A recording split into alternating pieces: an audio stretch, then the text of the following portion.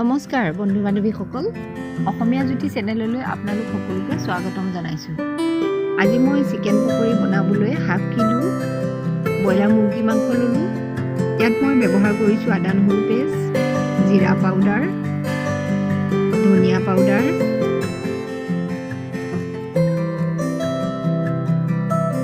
হালধি পাউডাৰ, গৰম মছলা,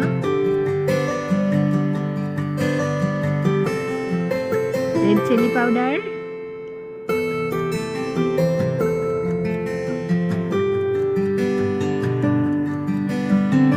ইয়াত মই ব্যৱহাৰ কৰিছোঁ সৰিয়হৰ তেল অলপ,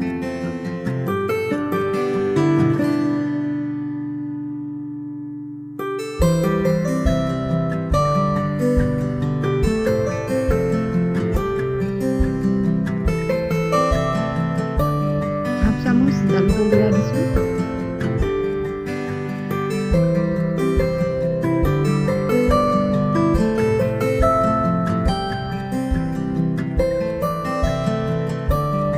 মাংসখিনি জোখাৰে মই বেচন দিছোঁ প্ৰায় 3 চামুচমান।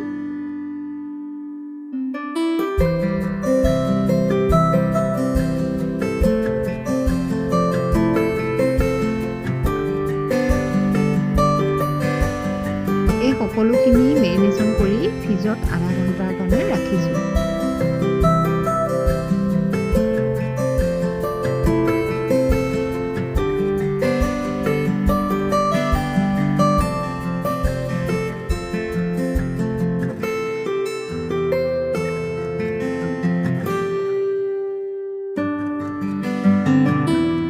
এতিয়া মেৰিনেশ্যন কৰি হৈ গ'ল। এতিয়া তেলখিনি গৰম কৰি মই পকৰি বনাইছোঁ।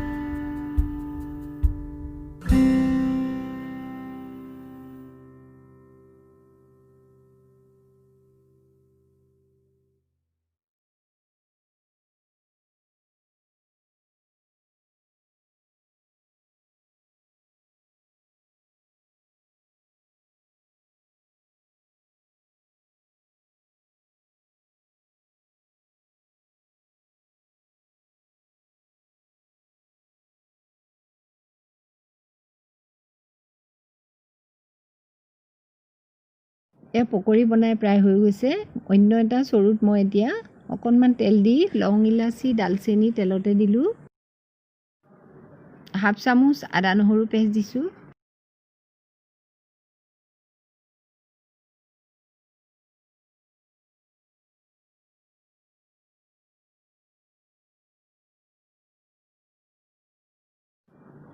হাফ চামুচ মই নিমখ দিছোঁ।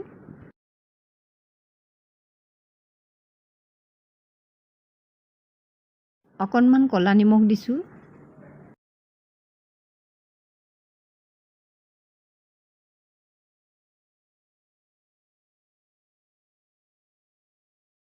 ইয়াতে 2 চামুচ মই চয়া চচ দিলোঁ।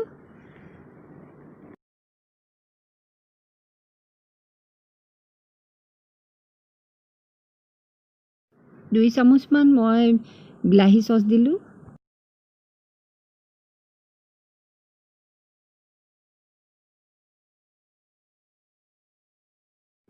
অকণমান পানী দি লৰাই লৈ ইয়াতে মই পকৰিখিনি দি দিম।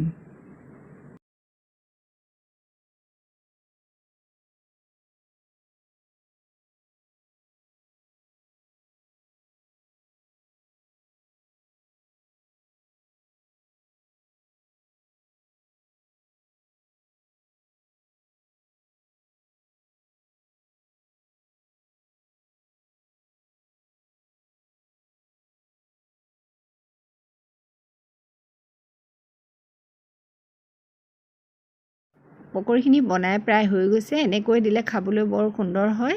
আপোনালোকেও এনেকৈ খাই চাব।